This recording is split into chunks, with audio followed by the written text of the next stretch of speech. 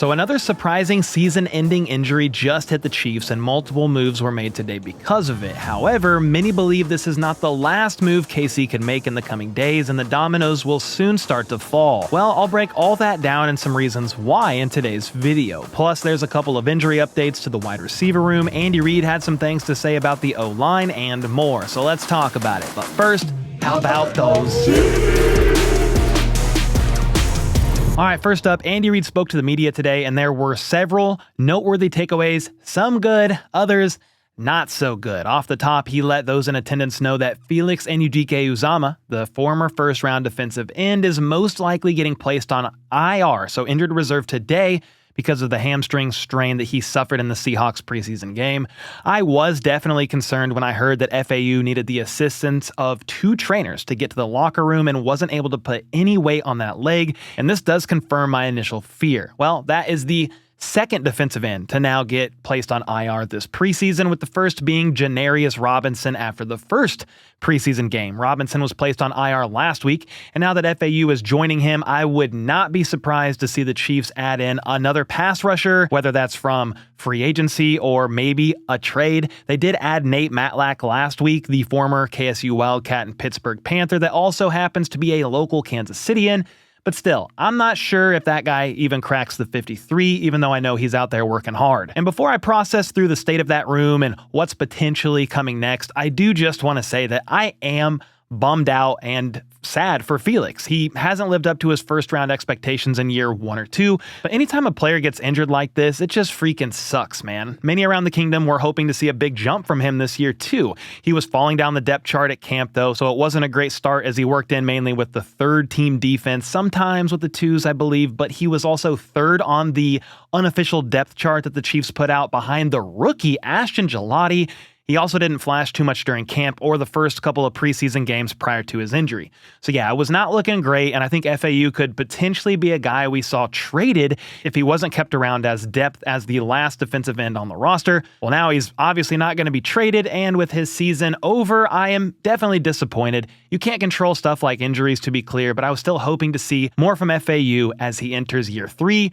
What happens in year 4 and beyond? Great question, a topic for another day though. So what's next for the defensive end room? We shall see. I'm sure they're going to bring somebody in for depth, but I also can't rule out a trade or a free agent addition. The defensive end room still features George Karlaftis, Charles Omenihu, Mike Dana, and Ashton Gelati, with Malik Herring being the next guy up right now. As far as free agency goes, none of these guys are huge needle movers, but as rotational depth, how about Zadarius Smith or maybe Jadeveon Clowney? You could consider them, not saying that they will, but if you want a real needle mover, how about trading for pass rusher Trey Hendrickson from the Cincinnati Bengals? The duo of Hendrickson and Chris Jones would be an absolute nightmare for opposing defenses, but the Chiefs would have to trade a player, a high draft pick, at least one of them, and then extend Trey Hendrickson, so that's not happening. Regardless of what the Chiefs end up doing, don't be surprised to see them make a move for somebody, even if it's during roster cutdown day. And then, since we are talking about the idea of adding players, let's talk about an intriguing player that's reportedly falling slightly out of favor with his team and therefore is potentially being shopped for a trade per reports. That is the former 2022 third-round pick of the Washington Commanders, Brian Robinson Jr., and some think the Chiefs would actually be a pretty good landing spot for him. I'll give you some pros and cons and ultimately why I like the idea of the Chiefs getting him in exchange for a late-round pick, although I don't know how realistic that is. Robinson, like Pacheco, was on the last year of his rookie deal, just turned 26, and racked up 700 rushing yards all 3 years in the league so far. He honestly had pretty similar production to Kareem Hunt last year, forcing 7 more missed tackles on 13 less attempts, with a long of 40 yards compared to Kareem's 20, and then he had 19 runs that went for 10 or more yards compared to Hunt's 11. And I know Kareem was playing catch-up for most of the season due to not having a preseason or training camp under his belt, but this is just for comparison's sake. Robinson also dealt with some injuries last year, fumbled a couple of times, which you never love to see, and graded out worse than any running back on the Chiefs roster last year in regards to pass protection. That offense was ran pretty uniquely, though, with Jaden Daniels, and the O-line struggled at times as well, so I'm not going to read too much into that. But yes, Robinson is being shopped right now, so should the Chiefs go and get him? Well, I watched some of his film from last year, and he would immediately raise the floor of the room, potentially contributing more than Carson Steele or even Elijah Mitchell. That's the big question mark. What does the coaching staff see in Mitchell so far through camp and the first couple of preseason games? If they are low on him so far, that's the only way I see them realistically making a trade for a running back like Robinson. They also gave Elijah over $1 million guaranteed, which for the Chiefs is a decent amount of money for a running back, so it's easier said than done here in regards to the state of Elijah Mitchell. I would think they wait and see how Mitchell performs preseason game number 3, but I would be fine if they went and got Robinson for a late round pick. Veach and company are always looking around, and so you never know what could happen. I didn't mention Brashard Smith in the running back room, even though I think he makes the 53-man roster, mainly because I honestly don't know what to expect of this guy his rookie year, but hey, let me know your thoughts on Brian Robinson Jr. in the comments down below. When it comes to trades, it always takes two to tango, and maybe Veach likes the idea of adding Robinson, but has more pressing concerns like the depth of the secondary, bringing in a veteran offensive lineman for a plan B if Kingsley continues to struggle, or obviously a defensive end as well with the most recent FAU news that could negate making a move for a running back altogether. On the subject of Kingsley or the young guys on the left side in general, Andy Reid thinks both Josh Simmons and Kingsley Suamataia are doing well so far in their limited preseason looks. He likes how physical they are playing. They're doing a good job, but the more reps they can get over there, the better. They're also working diligently with offensive line coach Andy Heck, talking through every detail, and the reps have been valuable. Andy did add, though, that they are both going to see new things, and it's going to take time. You got to live with a few things here and there, but he expects them to learn from their mistakes and get better here as time goes on. For Simmons, it's because he's a rookie, but Kingsley, it's because he's new to the position. He's a sharp guy, though, says Andy, handles himself well, and a year in the system last year definitely was a good thing for him.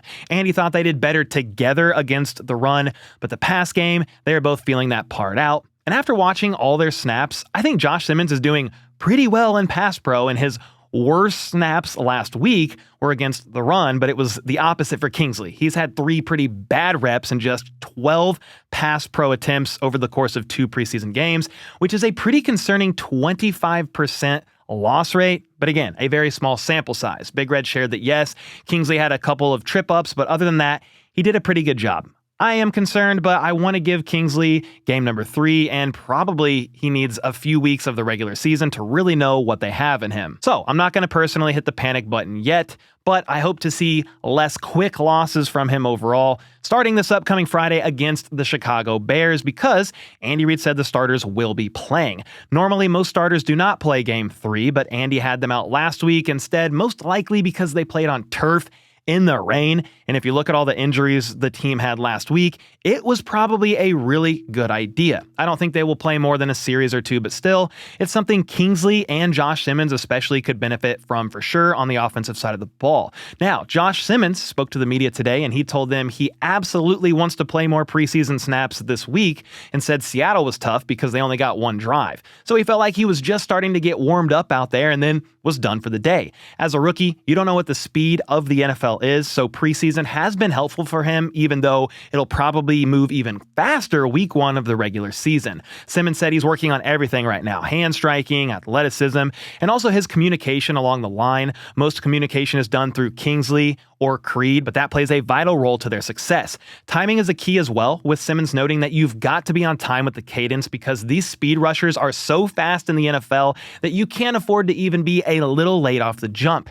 He's also working on his stance, so he doesn't give away if it's an upcoming run play or pass play. He wants to appear more stance neutral regardless of the play call, and has been working at it and told the media he will be better for sure here soon. All right, real quick, I get asked by a lot of you guys every single week, Cole, where do you get your shirts? Well, 80% of the shirts I've been wearing for months now have been from one company, with that being Made Mob. I'm recently an affiliate with them, and anybody who uses my code HBT Chiefs will get 20% off of your entire order. They have a ton of quality premium tees. I just ordered 6 new ones the other day, so link to that is in the description and pinned comment down below. And then let's get into some injury news and updates from today's practice as the team prepares to take on the Bears in their last televised scrimmage, because there were quite a bit. With the news that FAU is going to IR, that in theory means everybody else on this list is dealing with a more minor injury here and should return hopefully sooner rather than later. Now, they may not play this Friday, but I don't know that that is the most important thing here. But with that being said, here's the guys that did not practice today and what's going on. Linebacker Jack Cochran is dealing with a knee bone bruise. That is certainly better than a tear in the knee, as he's a very valuable special teams player, so I'm glad he's going to be back hopefully here soon.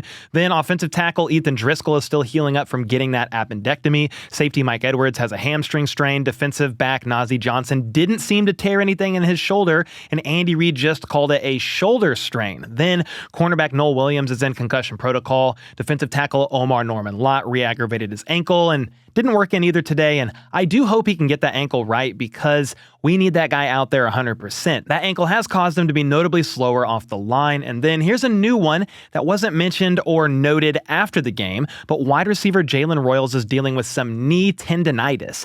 That's all the details Andy Reid gave, and upon further review, i.e. me Googling it, that's also called patellar tendinitis, aka jumper's knee. So hopefully it's nothing too serious here, and a little rest is all he needs before week 1 to get this swelling and pain down. Royals had an awesome 50-yard kick return last week, so he certainly ended the night on a high note. Speaking of wide receivers, Rice's suspension is still completely up in the air as he and his lawyer and the NFLPA sought a hearing with an independent arbitrator. Things rarely get to this point, but it's because the NFL proposed a 10-game suspension for Rice, and his team and the NFLPA both thought that was way too much, and both sides couldn't even come to a compromised agreement meeting somewhere in the middle.